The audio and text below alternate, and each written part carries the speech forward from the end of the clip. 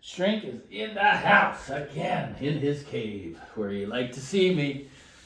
You know, just to let you know, it's about 28, 29 degrees here. It seems like summer has started. As of today, temperature's only going to go up.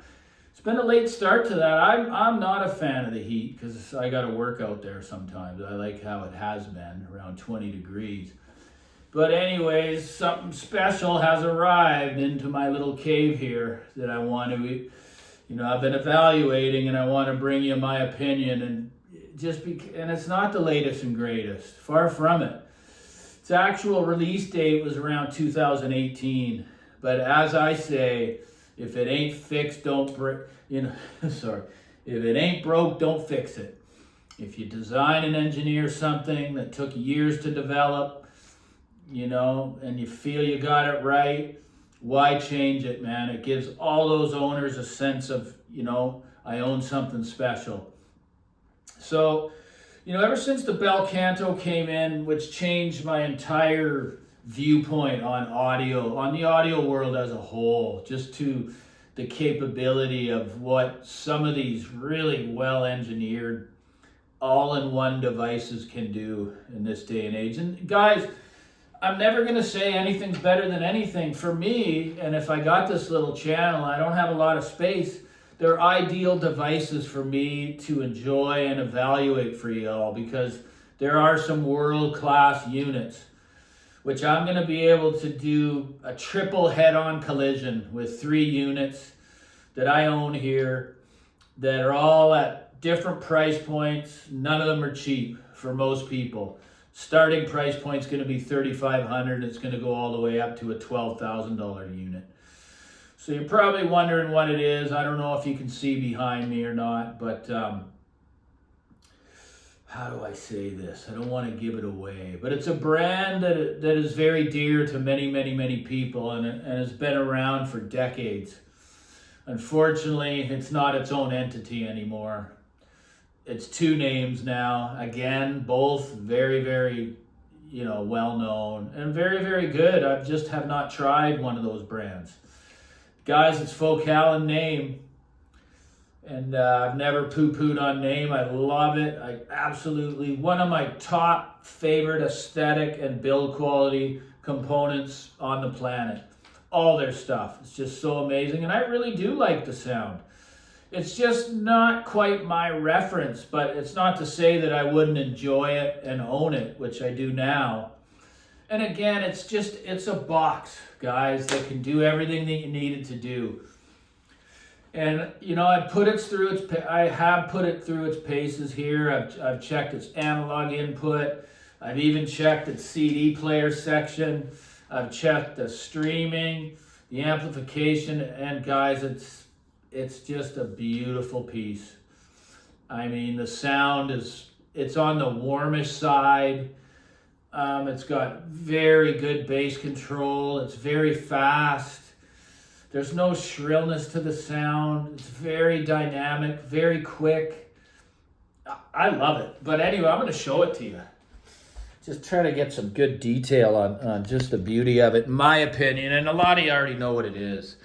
So as we approach that, everything about it, guys, look at the thickness of the acrylic front faceplate, which is solid. It's a solid chunk. Right now I have the CD in there. So the color screen is very good, but look at the thickness, man. Look at that build quality, guys. Honestly, some of the best in the world. And I love the finishing on the aluminum. The volume knob is one of the most advanced on the planet. It actually floats. It doesn't touch anything at all, because volume controls are very hard to implement and they affect the sound.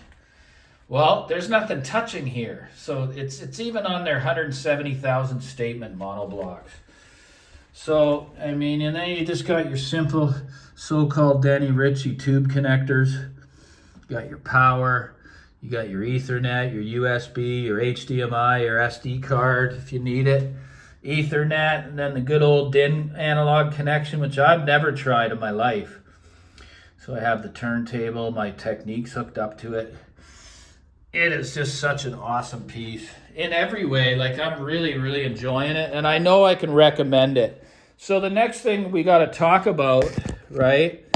Sorry about this jittery stuff here, guys, but you know, of course I have the NAD M10, which I really love as well. I think it's just a superb device for someone that wants simplicity.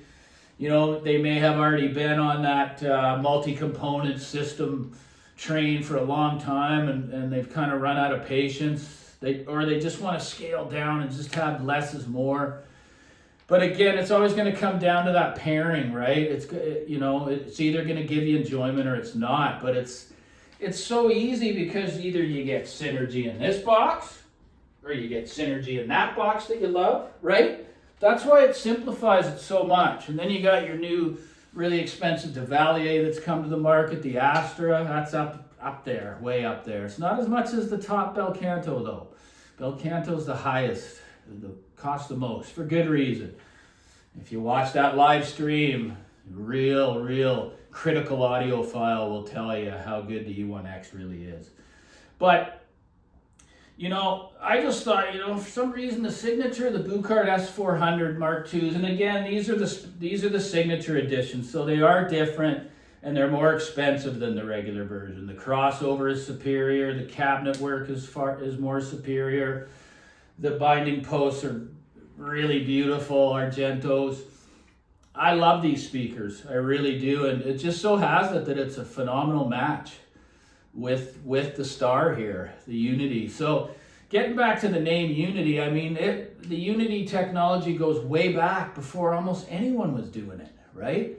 They had their little Unities, and then they had the Super Unity, which I own, and I loved it. But the problem with that one was sooner or later that display is going to conk out, right? And it's a $700 repair. So when I find these things out, I don't keep that equipment for that long because I just don't want to have to sink money into something when I got a really good deal on. I just move it on to the new owner, and they probably resolve that with this piece. Another thing that's beautiful about this is the app's pretty good. I mean, I got no complaints about it.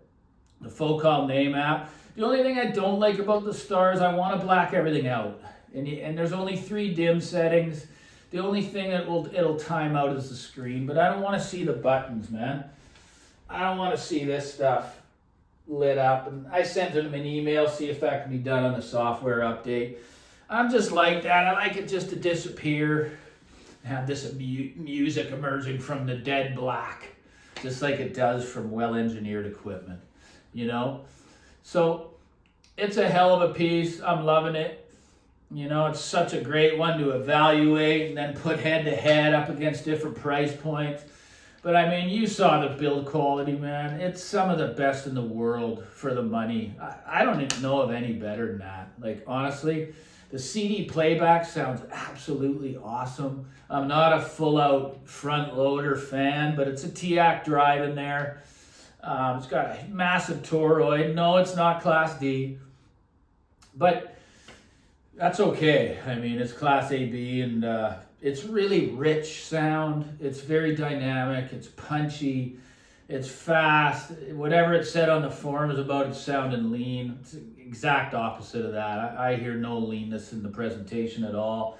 It's a really good match with the Buchart. Are there better matches? Probably. You can do that too if you want to go ahead and do that. But I'm just saying, this is a really good match. In a huge room, I don't know. Right? I'm only telling you what I can with what I have, okay, including the room. So I'm really glad I got a killer deal on the piece. It's been very well taken care of. There's not a mark on it. It comes in this beautiful suitcase, kind of like a businessman going to work, with this high-end piece of equipment. Anyway, NAIM Unities are some of the very best equipment on the planet. There's lots of Atom owners out there, I bet you. What a cool device, But the NAD's no slouch, man. It's a beautiful little piece. I love bringing it out for people to see because until you've had it in your hand, you don't know how beautiful it is, right? Like it's got that beautiful finish, on the aluminum curved panels. It's got the Gorilla Glass. You can see the heat sinks underneath. I don't know if you can see that. But it's it's a gorgeous piece, and it's heavy. It's a heavy little sucker. It's got everything you want on it, right? And I recommend this piece as well. I think it's just awesome. And this is just the first version, so we'll see. Just a very, very well-made device. So you can call Shrink the all-in-one guy. You know, I've had so many separates over the years, so many pre-powers, so many tube amps, so much stuff that now it's just easier to go for the top end, you know, fully integrated devices and bring those to the world, right? So yeah, give me your thoughts on being an owner of one of these, whether it be the Nova, the Atom, the Star. You know, it's just, again, there's a lot going on with this machine, and I haven't found one glitch. It just works, just like the Bel Canto does, you know. So yeah, again, I had to tuck the wires, guys. All my components, like, how can it look like that? It's just like, it's so clean. They're just floating in space, man, right? I always tell people, well, what's the use having a high-end system when it's ruined aesthetically by a rat's nest of wires? So all I do is I use these Velcro zap straps, and I just lightly tether them to the rails of the racks, right? So I have a Hego phono stage, the V10, which I'm sure a lot of you are familiar with, hooked up to the analog input with the Techniques, and it just sounds phenomenal. So really, it's not as capable as the Bel Canto, but again, we're looking at it's almost double the price, guys. But yeah, that's about it. Thanks for the donations, guys. Like and subscribe. I'm really grateful to have this piece and to be able to land in one in mint condition. And it just sounds amazing. It really does. Or I'd tell you otherwise if it didn't. I'm here to tell you the truth. So take care. Shrink loves you.